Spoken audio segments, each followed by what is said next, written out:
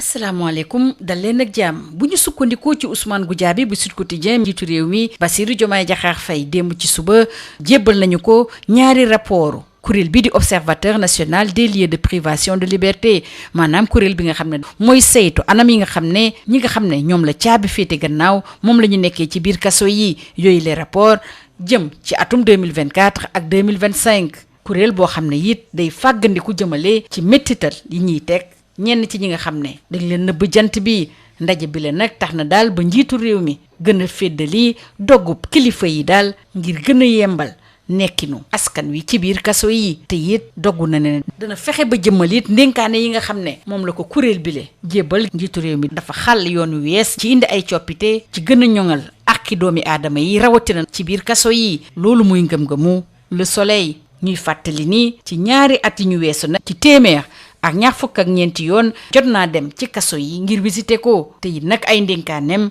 toll na ci lu ëpp téeméer ñu des ak Sud Quotidien ndax Fat Ndiaye daf ñuy xamal ne médiature de la république it démb la siiwal li nga xam ne moo tukkee ci rapportam bu atum 2025 te mu jébbaloon ko ci àllarba bi njiitu réew mi ci wàllu plainte yi nag li ci gën a fës dafa aju ci wàllu suuf ak njiitu réew mi la ñuy desal ndax bu ñu sukkandikoo ci les Échos ñi njëkk a tàbbi ci leader bâtisseur de la coalition Diomaye dañoo fippu li ko waral mooy dañoo jàpp ne dañ leen seppi tegee leen nële te it bépp ndénkaane goo xam ne dañ koy def ngir jëmale kanam le kuréel joxuñ ko gëdd ga war li leen gën a métti mooy dañoo jàpp ne ñi tàbbi yees ci biir les leaders bâtisseurs de la coalition Diomaye dañ leen jox place ku am solo ci biir coalition boobule na rek a leen soxal mooy njiitu coalition bi di président Bassirou Diomaye Diakhar Faye dalal leen jàpp leen ak waa Le Quotidien ni ginnaaw ay coordonnateurs yoo xam ne dañoo fare ci jeunesse patriotique du Sénégal Khoureychi Thiam moom it wan na gannaaw waa Pastef ci loolu le sax Walf Quotidien ginnaaw tekki ndomba tànk yu bëri yi nga xam ne moom la ñuy nemmeeku ci biir Pastef moo ñuy yeggee naka la njiitu réew mi di def ngir xëcc ndawub Ousmane Sonko yi ci coalition boobule mu jox ci kàddu Alioune Badara Kandji di sociologue rawatina ci wàllu politique nee na day tax ba nërmeel parti bii di Pastef ki jiite cadre Pastef yi di Babo Amadou Ba nee na Pastef day wéy topp yoonam ànd ak ñi nga xam ne nag gëm nañu fi ñu jëm ñu waxtaane nag ak l'enquête jafe-jafe yi nga xam ne entreprise yi faree ci nguur gi moom la ñuy dund ci jamono ji rawatina nag ak dàq yi nga xam ne tar na fa lool lu ëpp 1,000 ci ay agent lañ jot a dàq ginnaaw gi ñu tàbbee ci mim réew suñu naataango yi di ñu nettali li xew ci SNHLM dañ fa dàq juróom-ñeenti cadre te li ci jaaxal suñu naataangoo bi mooy seen indemnité yi maanaam lañ leen war a jox ginnaaw gi ñu teggee seen ndombo tànk mi ngi nekk ci diggante luy jege juróom-ñaari millions jàpp 1,000 millions yu teg juróom-ñaari poñ ci kopparu CFA li xew ci SNHLM rëccul it les Échos jox ci kàddu directeur général bi di Abdourahmane Dabo muy wax ci dëgg-dëgg lan moo waral mu dàq yi lay juróom-ñeenti cadre dafa aju ci wàllu koom-koom ak it ci wàllu organisation foofulee lim leen xarabee nag moom Abdourahmane Dabo mooy dafa gisul liggéey goo xam ne jot nañ ko faa amal diirub ñaari at waaye mi ngi dalal seen xel ndàmpaay yi nga xam ne moom lañ leen war a fay danañu ko jot ñu jàll ci beneen ponk bi nga xam ne moo soxal ëttu yéenekaay ñu xëye ndool jëmale ci kàddu yi nga xam ne moom la njiitu réew ba woon Macky Sall yëkkati ci yootu bi muy yoot bopp bootaayu xeet yi projet bi ci boppam la yeggee askan wi démb bu ñu sukkandikoo ci Le Quotidien te nag li ci gën a jàmp bokk na ci wàllu jàmm wàllu kaaraange fexe it ba gën a lëkkale réewu àdduna gi wàllu bor bi ak i coppite yi nga xam ne moom la namm indi ci mbootaayu xeet yi rawatina ci kuréelam bi conseil de sécurité bu ñu ko falee mu ne ca boobu ba Macky Sall tëggaat doxalinu mbootaayu xeet yi li ko soxal la bu ñu sukkandikoo bi yoon ci Le Témoin quotidien wane na fa xarañteef bu doy ci biir tribune nag Macky Sall xam le bu dee mbootaayu xeet yi mën nañu ko méngaleeg ab instrument musique mën na jouer musique boo xam ne it day neex ci nopp yi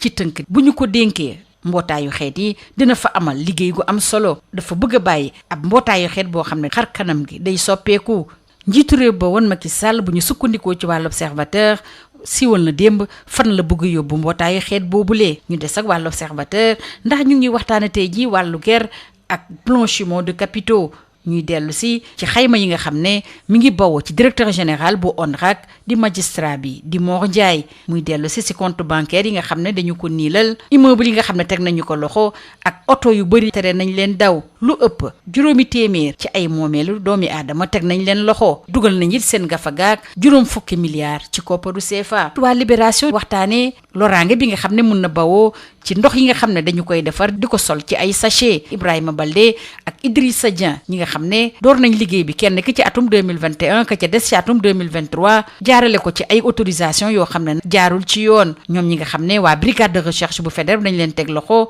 xamal nañ ngir jot yile këyit génn nañ ci seen gafagaak xaalis bu takkoo takku. ñu des ak waa Libération ñuy waxtaanee mbirub Fatou Bintou Gueye ak ay ñoñam. ñoom nag tëj nañ leen ci biir kaso bi liñ leen di toppee bokk na ci ay sambabo yu dajaloo jëfandikoo ak jaay wàllu sinébar ak it yore ci seen téléphone ay vidéo yoo xam ne yu ñaaw la. ginnaaw gi téeméeri fan rek desee suñu digg ak Jeux olympiques de la jeunesse Dakar 2026 fi mu toll nag soobu nañu ci pàcc bu mujj bi. jumtukaay yi nga xam ne moom la ñu war a liggéeyee yemb na ci Diamniadio ci Saly ak ci Dakar te nag dañ ko nar a rafetal bu baax a baax. ki jiite comité d'organisation bi di Mamadou Diagne Ndiaye di xamal Le Soleil ne li ne suñu digg ak mbir mi soreetul dara. Sud Quotidien yi di dellu si ci dalal xel yi nga xam ne comité d'organisation bi ñu ngi koy dalal xel di ñu xamal ne it flamme olympique bi ñu ngi koy xaar ci suñu réew ci fukki fan ak ñaar ci weeru septembre bi ñu jëm. balaa ñu cay yegg jàpp leen ak waa record ne jëmale ci ki nar a uutu Pape Bouna Thiaw ci bopp équipe nationale football bi Patrick Vieira taxaw na teem. ñu jeexale kook Pape Gueye ndax réew mi sport ñu ngi xamal ne am na ab déggoo ak waa Everton. lii moo gënoon a fës ci ëttu yéenekaay yi ñu xëyandool ñu yendoog jàmm. Bonjour. Le président de la République, Bassirou Diomaye Diakhar Faye, a reçu hier matin les rapports annuels 2024 et 2025 de l'Observateur national des lieux de privation de liberté, qui est un mécanisme national de prévention de la torture. D'après Ousmane Goudiaby de Sud Quotidien, cette rencontre a permis au chef de l'État de réaffirmer l'engagement des autorités à améliorer les conditions de prise en charge des personnes privées de liberté et à mettre en œuvre les recommandations formulées par l'institution. Au cours des 2 dernières années, l'Observateur a effectué 124 visites dans différents lieux de détention et formulé plus d'une centaine de recommandations. Le chef de l'État a salué une démarche fondée sur le dialogue et la coopération, tout en assurant que les propositions de l'institution feront l'objet d'un examen attentif par les ministères concernés sous la coordination du Premier ministre afin d'en garantir sa mise en œuvre. Bassirou Diomaye Diakhar Faye, toujours d'après Ousmane Goudiaby de Sud Quotidien, a également insisté sur la nécessité d'améliorer la prise en charge alimentaire et sanitaire des personnes gardées à vue, de lutter contre la surpopulation carcérale. Et le confrère de revenir sur les plaintes enregistrées par la médiature de la République qui ont augmenté entre 2023 et 2025 et restent largement dominées par les contentieux fonciers. La médiature a rendu public son rapport 2025 hier, jeudi 23 juillet, au lendemain de sa remise au président de la République, Bassirou Diomaye Diakhar Faye. Toujours au sujet de la promotion des droits humains en milieu carcéral, le président ouvre la voie à de nouvelles réformes, informe Le Soleil. Mise en place prochaine de les leaders bâtisseurs de la coalition Diomaye, des alliés de la première heure se rebellent, indique Les Échos, avec pour seul grief un sentiment de marginalisation. Autre grief, toujours d'après le confrère, leur contribution peine à être reconnue à leur juste valeur. Ils accusent les nouveaux d'occuper progressivement une place prépondérante dans la coalition. Ces alliés de la première heure réclament une audience avec le président. Nous restons avec lui, avec cette fois-ci Walf Quotidien, qui s'intéresse à la cascade de démissions dans les rangs de Pastef et nous dit comment Diomaye enrôle les jeunes de Ousmane Sonko. Pour Alioune Badara Kandji, sociologue politique, le fait de cibler les jeunes est une manœuvre de déstructuration. Au même moment, Babo Amadouba, coordonnateur du MONCAP, mouvement des cadres de Pastef, confie aux confrères que Pastef avance avec ceux qui choisissent la destination. Retenez avec le quotidien que Khoureyssi Thiam claque la porte de Pastef. Entreprise publique, licenciement abusif, l'État paie les pots cassés, relève l'enquête. Avec plus de 30 000 agents licenciés depuis l'alternance selon le RTS. Et retenez toujours avec le confrère que la SNHLM, 9 cadres ont été licenciés, des indemnités comprises entre 6,3 et 30,7 millions de francs CFA. Le nouveau directeur général licencie 9 cadres selon également Les Échos. Abdourahmane Dabo évoque des raisons économiques et organisationnelles. Pour lui, la productivité de ses agents est nulle depuis plus de 2 ans, mais il précise que toutes leurs indemnités prévues par la loi seront payées. Information également à lire dans les colonnes de Source A qui s'intéressent à la réorganisation de la SNHLM portée par la nouvelle direction générale. Place à la candidature de Macky Sall au poste de secrétaire général de l'ONU, tout d'abord avec Le Quotidien qui s'intéresse, tout comme les autres confrères, au débat avec les autres candidats, avec l'ancien président Macky Sall